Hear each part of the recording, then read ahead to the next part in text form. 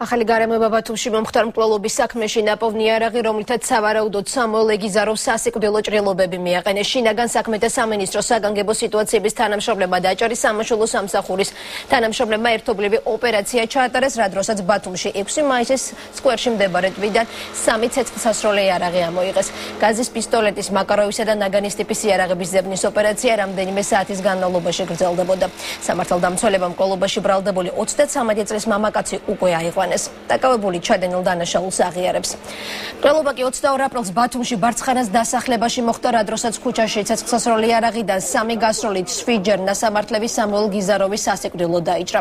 გამოძიების ცნობით მკვლელობის მიზეზი შურისძიება გახდა.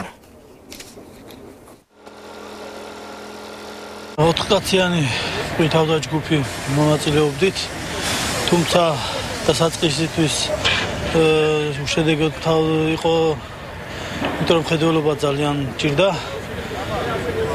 საბოლოოდ წარმატებით მაინც მივახციეთ, ვიპოვეთ 3 იარაღი.